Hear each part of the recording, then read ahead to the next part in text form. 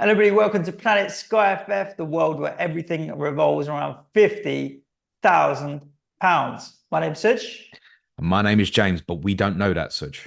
Well, I was going to say, my first question was, you said to me, oh, you're going to mess up the intro. I was like, why? Do you know that they're raising the prize money to £100,000? Well, I don't even know with 100% certainty if there's going to be a game, but I should assume that there's going to be a game. We've not had, there was some concerns a couple of years ago, wasn't there, that Sky Fantasy might get binned. There's been no suggestion of that. So I think we're good to go. I don't suppose the prize will increase. It might decrease. I don't know. Yeah, you never know. But also, by the time you get it, the deflation on the monetary value is always less. It takes them about a year to pay out anyway. So take about 5-7% off it, and you know, we'll see what we end up with.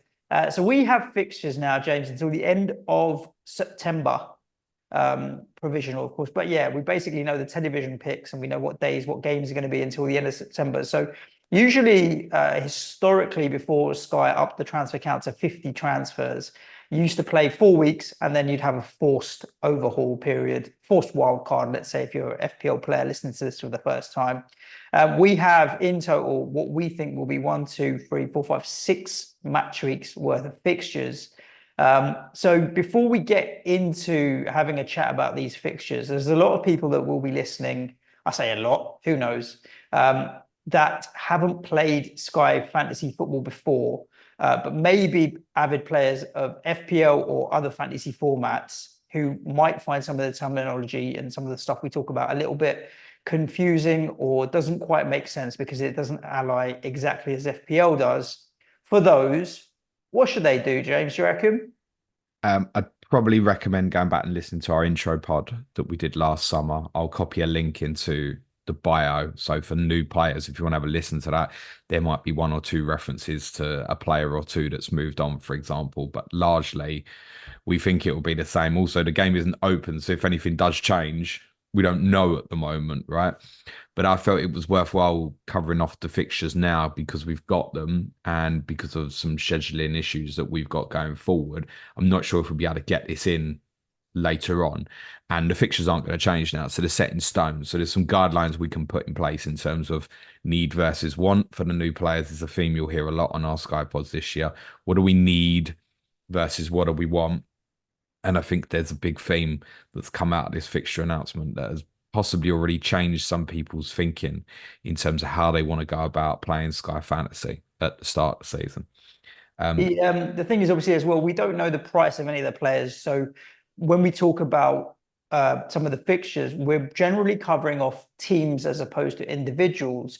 Though I would say, and I'm sure you'll agree with me, James, generally, there aren't that many Sky Fantasy Football surprises, like compared to FPL, where there might be, oh, these are particularly freaky. Like last year, there might have been a handful of players.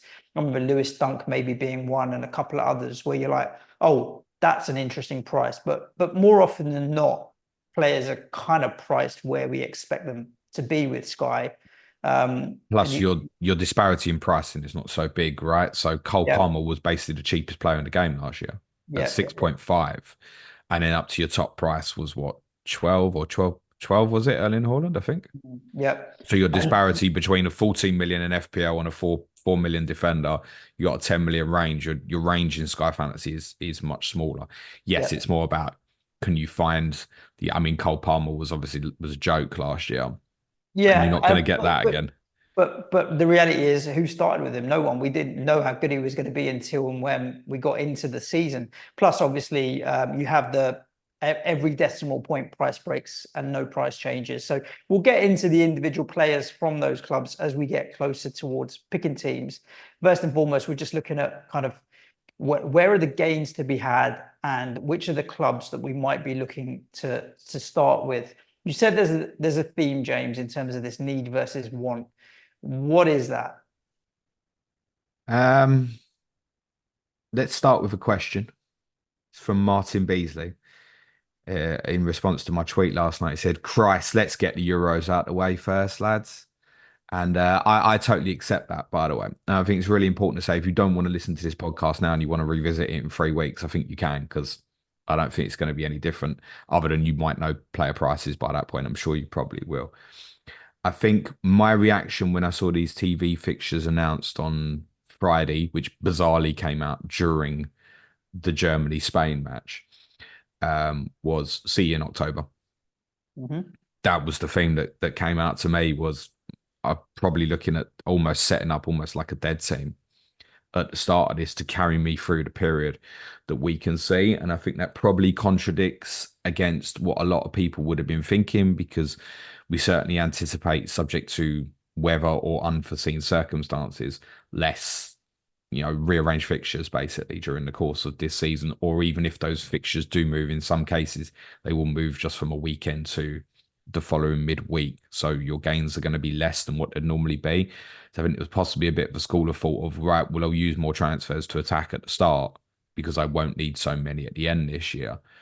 But the way these fixtures have come out, I'm not sure what there is to attack massively at the start. It almost feels like the start will already be about problem solving. Hmm. Oh, Injuries I've and picked this player. I should have picked that player. Let me amend it.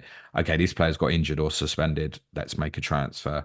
It suspended. Well, feels red cards, I guess. I was going to say it's a bit early to pick up yellows unless you're João well, Paulinho's going to Bayern Munich, so it's Madison. probably not a No, concern but this particular there year. are red cards, James. Don't get me wrong. So, we Yeah. can have suspensions, of course. But yeah. Yeah, of course, especially for players that we own. Yeah. Let's cover off, I think, in the first instance, what these fixture announcements are. Just a run through from the start, basically through to September, to give people an idea of the single game days and obviously some notable bits for captaincy. Obviously, for those playing new, you can have a captain every day that there's Premier League games. So we knew the opening weekend. We're starting with Manchester United against Fulham, which feels like a meh. Probably starting with a Manchester City lineup as we got last year is probably quite useful on night one. Manchester United Fulham single game day, Friday, August the 16th.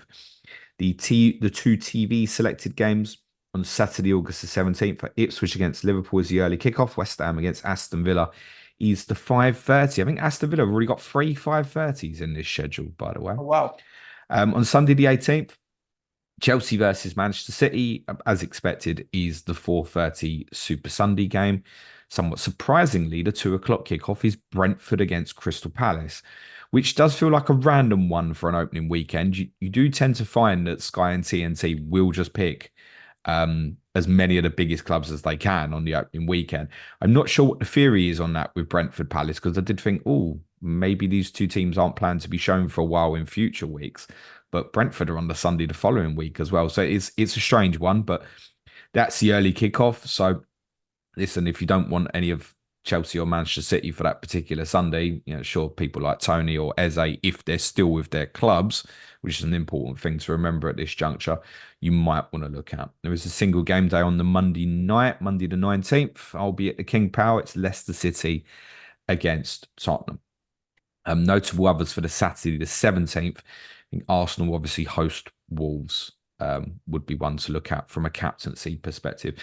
But there's nothing in that opening weekend, essentially, that would move us from a captaincy too far away from the so-called Big Six. You could look at Newcastle at home to Southampton on the Saturday as well. This we know. What we didn't know was what would come next. And the big theme straight away is the lack of single game days. Yep. There isn't one until Monday, September the 30th. There might be another one on Sunday, September the 22nd. This is really unusual in the first 2 months of the season not to have so many Friday or Monday games. Is very strange. One of the reasons I think is to rescheduling the European competitions. Yep. And also very importantly, in terms of the League Cup third round, the teams who aren't in Europe, you won't know yet which week they're going to play. Right. So the League Cup third round is spread over 2 midweeks. So there's a week where there's Champions League fixtures and there's a week where there's Europa League fixtures. And the League Cup third round ties will be played over those 2 weeks. So, for example, Manchester United are in Europa League will obviously play their League Cup tie on the midweek where there's Champions League games. And Correct. obviously the Champions League teams will be in the opposite week. So it would make it quite awkward, for example, to put anyone on the Monday or the Friday nights around that in case any of them teams drew a team that was in Europe and then Yep. forced the change Yes.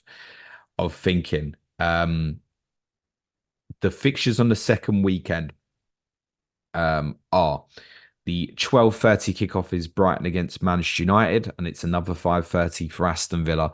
They play Arsenal. Very notable for that Saturday the 24th is that Manchester City are at home to Ipswich. So if you've got a City player and you think they're going to start that, that's probably where your captaincy is still going to go.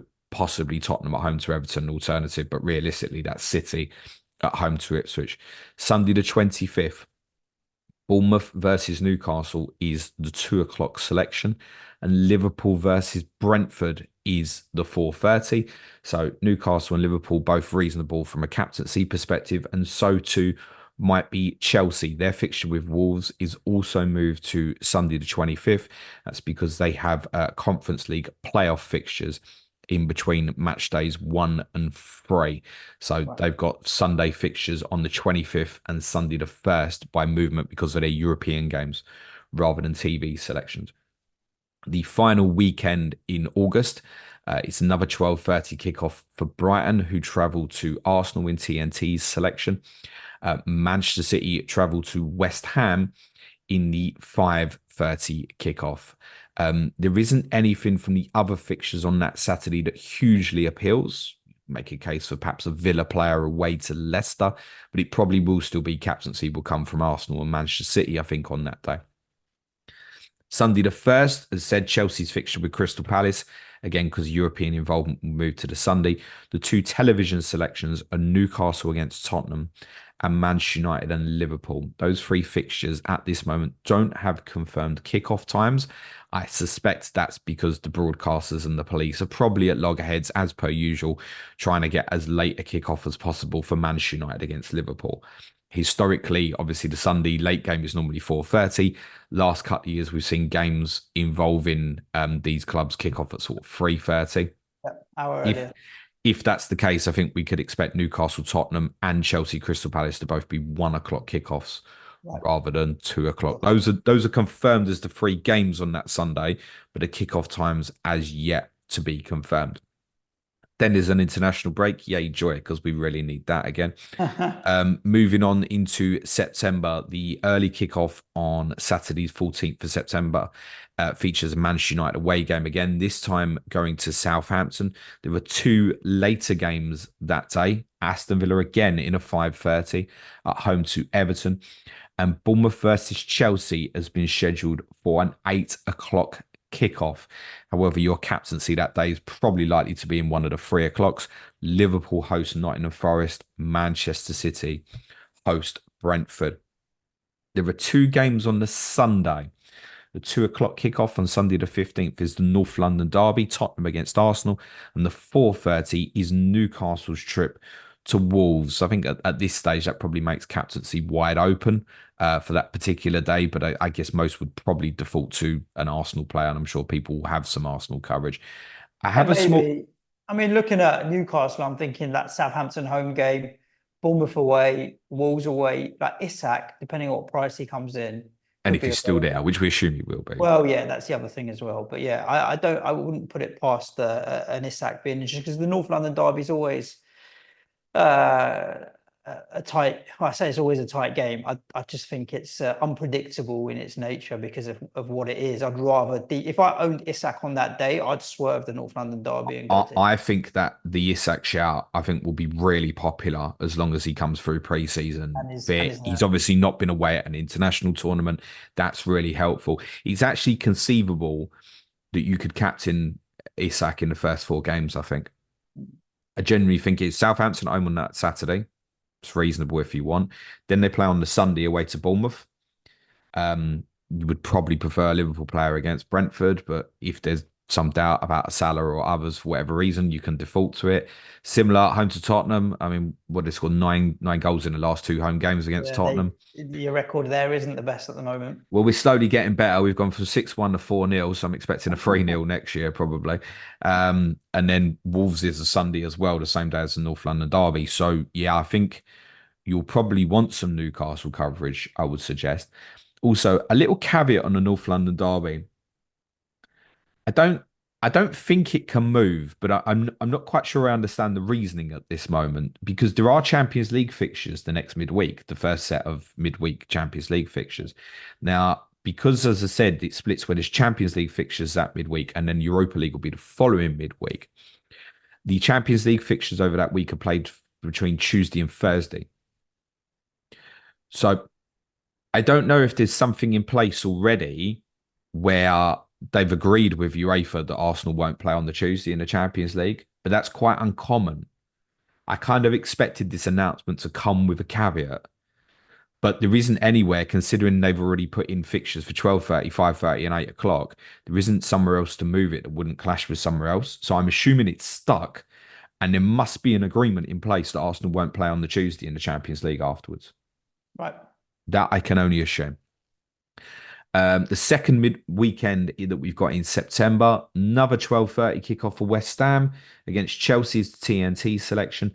Crystal Palace and Manchester United is the 5:30 kickoff that day. Again, captaincy, you're probably going to revert back to a 3 o'clock kickoff. You've got Villa at home to Wolves, Tottenham at home to Brentford, Liverpool at home to Bournemouth. Even Manchester United feel like they got a lot of TV fixtures there. Every Not Manchester much for United. Will. Not Every all. Manchester United game's on TV, Suj, all six. Wow. Yeah, I was thinking you keep saying Man United are televised, televised, televised, televised. Wow. Yeah, they're the only one. All six of their games are on telly. Okay. And actually looking at their fixtures going into October and November, I understand why. They'll get left off quite a bit in October, November, I think. And there's also probably a want to get them on into some of the prime slots, maybe even particularly on some of the Saturday fixtures, because we're obviously going to have a lot of Sunday fixtures as the season progresses. Yeah, they're the only ones. All six of their games are on TV, and none of them are like wacky. I get it. Sunday 22nd, Manchester City versus Arsenal is the Super Sunday fixture. Your captaincy doesn't necessarily have to come from that game. Brighton versus Nottingham Forest is the 2 o'clock kickoff. So Brighton may well appeal. But interestingly, Nottingham Forest have got arguably the best set of opening three fixtures: Bournemouth at home, Southampton away, and Wolves at home. So there might even be a case to carry a Forest player going into that, possibly. I guess the pricing of the Brighton players will have a heavy influence on this.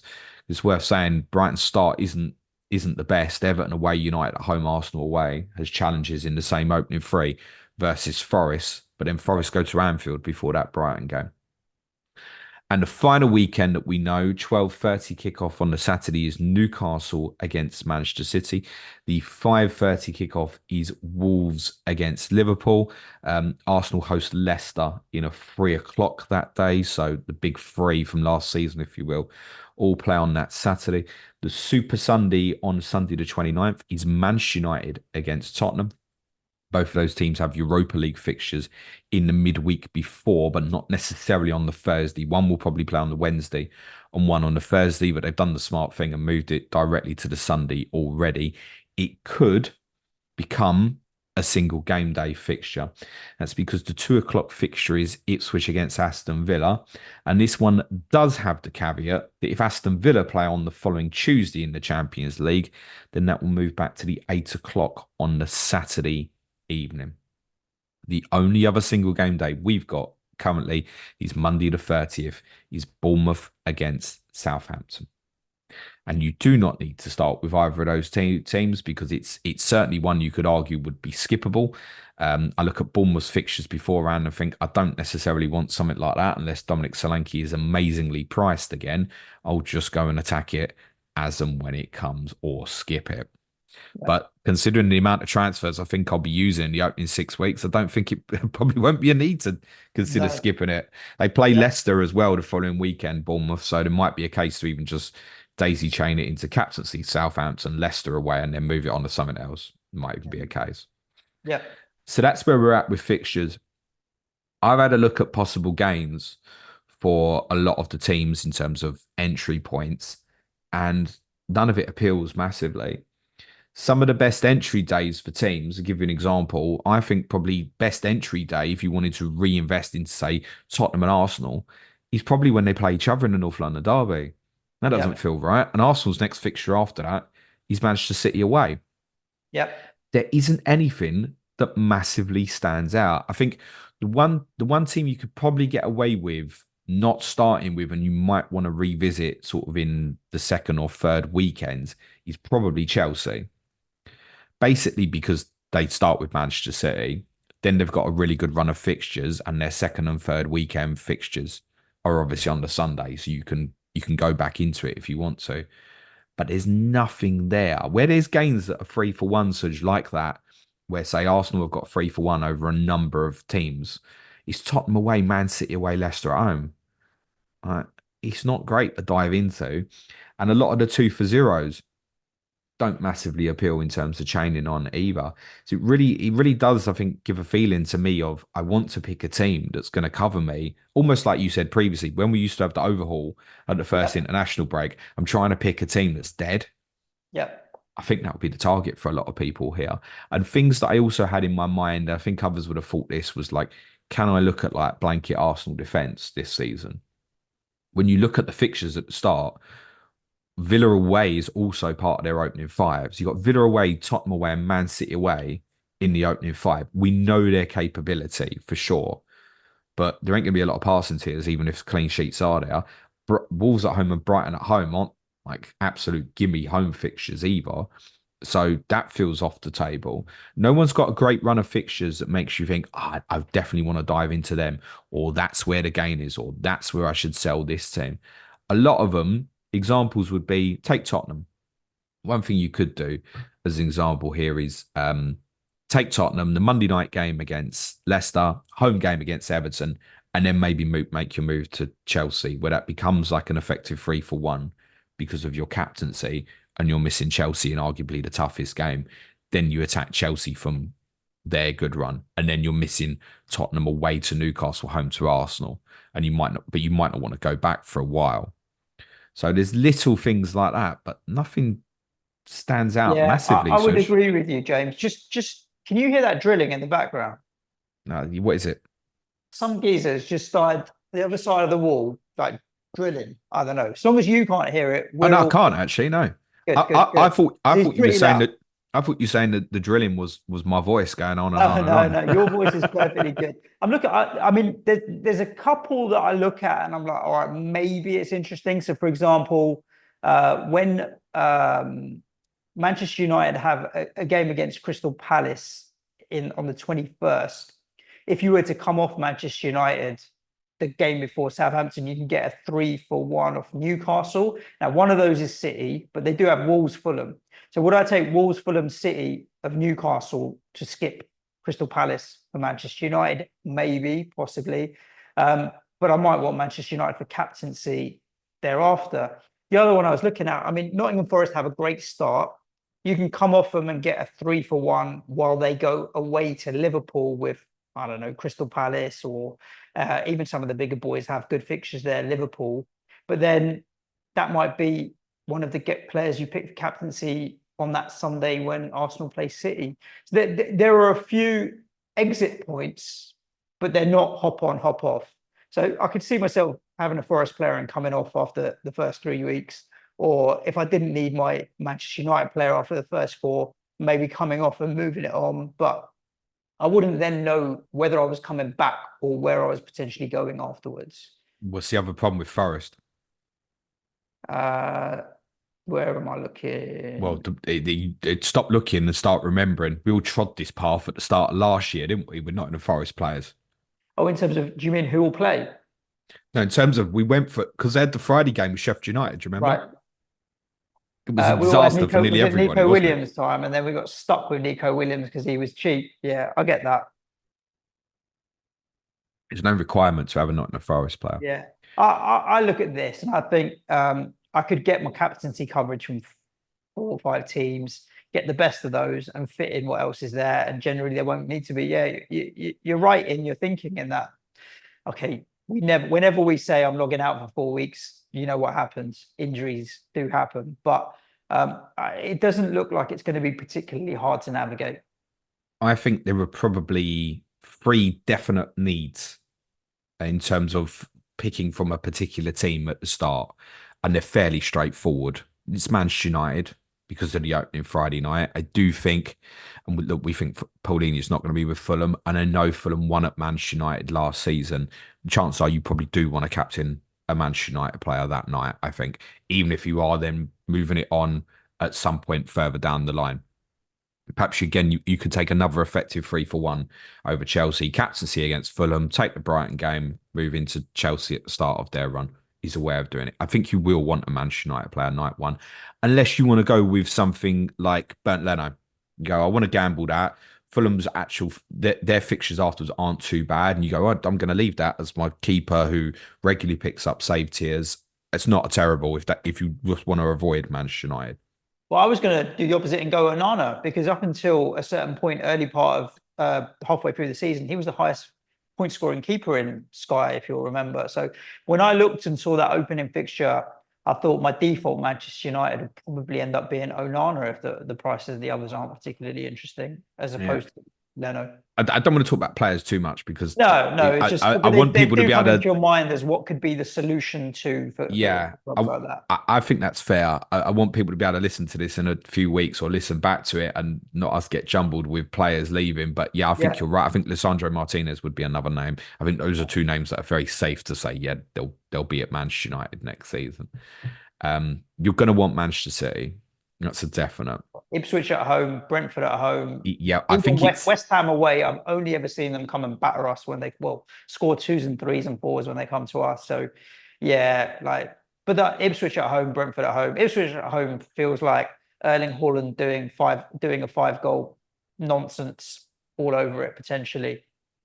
I think because of the way their fixtures have landed, I think they're probably for their first five fixtures when City play. I think they're probably the best for captaincy without seeing the pricing, etc., etc.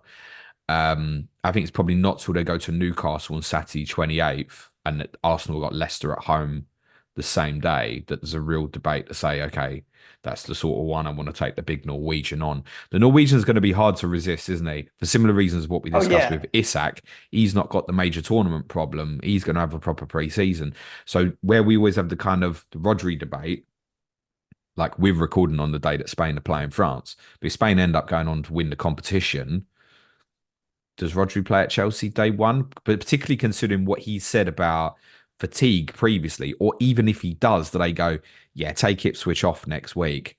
That there'll be a strong case, I think, not if Spain win this tournament, there'll be a strong case not to start with Rodri, I think. But you'll definitely want some City, and you're going to want some Tottenham because of yep, the Monday night game against Leicester.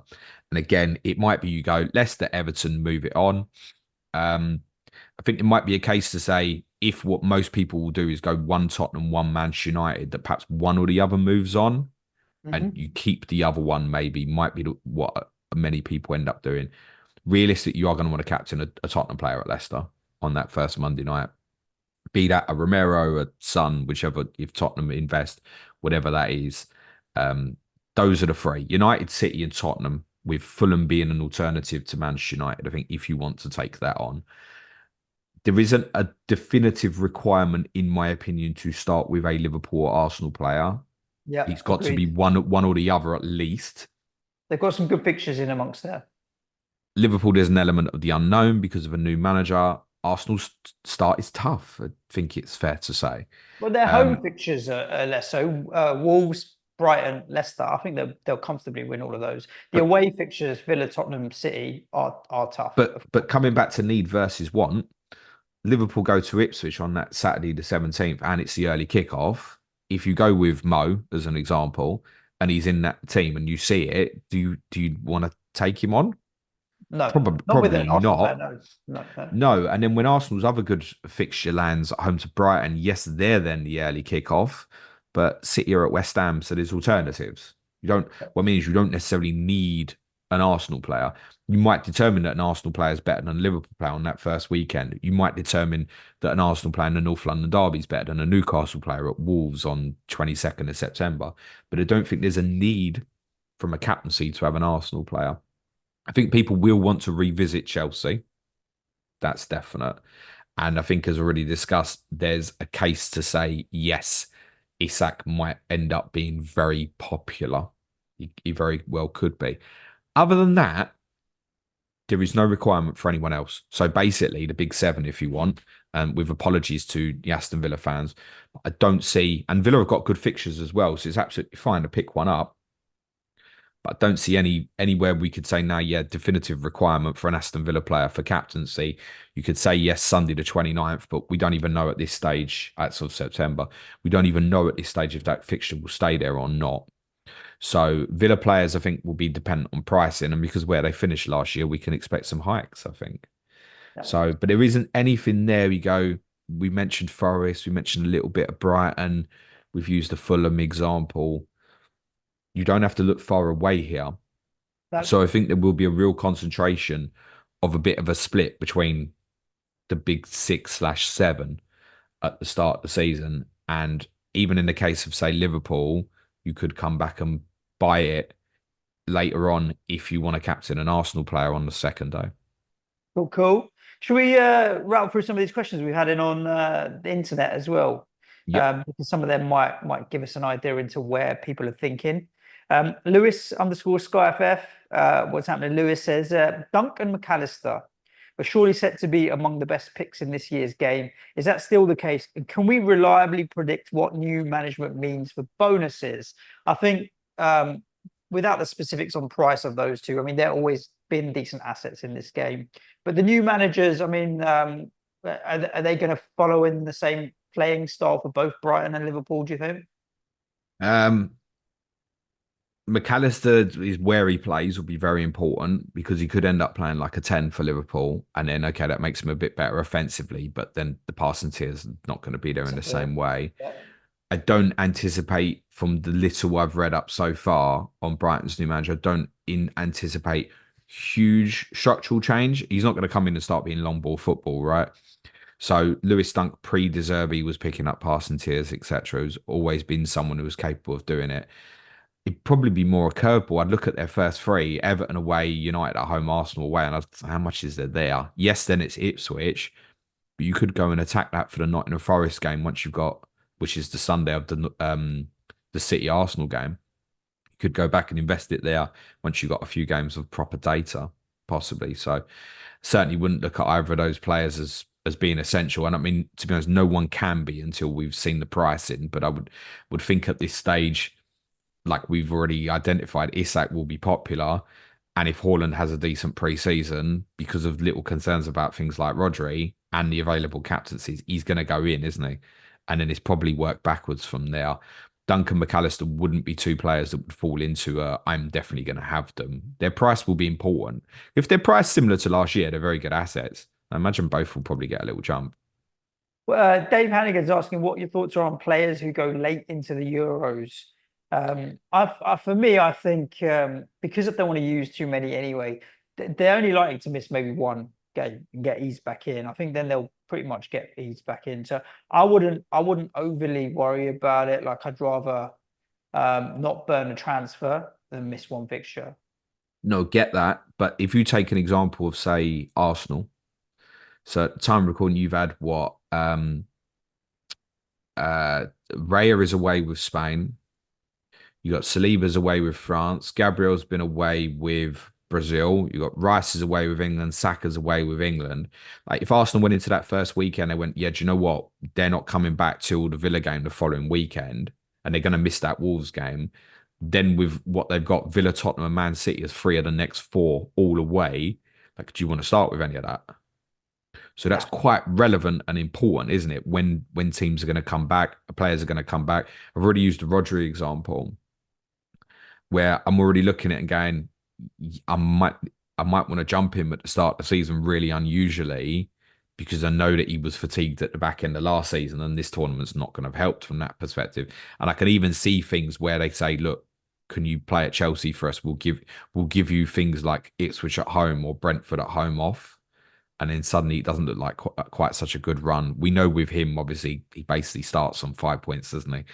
It's phenomenal. He's another one. It should be a big price jump this year. But I wonder if he'll start really lowly owned because of exactly that. So, yeah, it definitely needs an awareness. So all it does, I think, some of them will be fine to start with, and some of them won't. But what it does do, if you've got doubts, it does draw you back towards A different example. At the time of recording, Cody Gakpo might finish as top scorer in the Euros.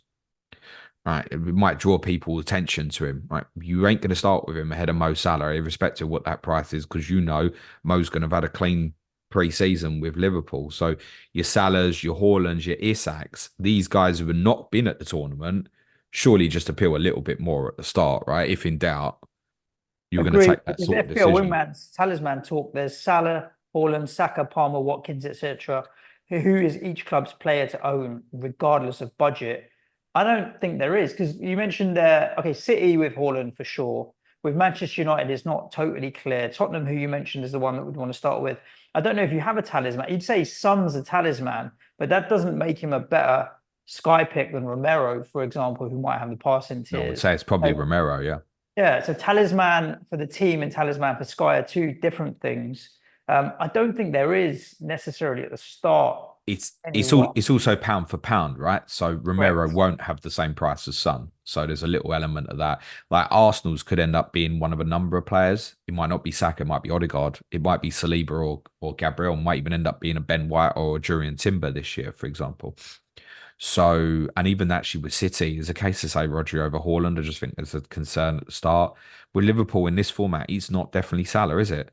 If they No. improve defensively, it can easily be Virgil van Dijk, as we've seen historically. So, on a number of them, we can't say. And certain ones you could look at, you could go, right, Bournemouth, Solanke, Brentford, Tony, Crystal Palace, Eze, or are they going to be there? True. Exactly So that. there's that to factor in as well. And you think that's another reason why, if Ivan Tony signed a new contract at Brentford and you go, oh, I want to captain Tony on that first Sunday, by all means, crack on, start with him. But it's another thing that would be off-putting, knowing there's a fair chance that you might start the season with them and might not finish the month with them. Good, good. And the other questions we had in James are generally around using more transfers at the start of the season because there's going to be less rearrangements. But as we talked about, like where, right? There's no point in using them for the sake of using them. So if there's nowhere to use them, don't panic because there will be opportunities to open up. And there is an overhaul to be had, overhaul period where you might want to steam into one team and then use your transfers to come out of it and that kind of thing. So I'm not for using transfers early just because we might not get the opportunity later. There will be an opportunity later. Oh, they definitely will. I mean, there'll Yeah. definitely be points in the fixtures where it'll drop where someone's got like an outstanding 3 for 1, for example. I don't see an outstanding 3 for 1 there. I don't see an outstanding 2 for 0. It might even be, like I said, the last single game day when Bournemouth plays Southampton, you go in, you go, right, yeah, I want to go Dominic Solanke captain against Southampton, Leicester away, and then move it straight on to something else. But in those first 6 weeks, I just don't see that sort of thing where it looks worthwhile for anyone because all the best entry points for the teams have a difficult fixture afterwards. So Liverpool, Brentford at home, then Manchester United away, you'd argue. Newcastle, Bournemouth away, then maybe it's Tottenham at home. Chelsea, I think once you enter, because the way their fixtures will land, you will probably stay on if you're going to attack them from the second and third. Manchester United, arguably the time to go and buy them if you don't start with, will be when they play Liverpool. For Crystal Palace, it'll be when they play Chelsea. For Arsenal, Tottenham, when they play each other. Wolves, when they play Newcastle. None of these are good. Manchester City's actual, the first entry point, really, if you forget the first weekend, is when they play Arsenal in the fifth weekend.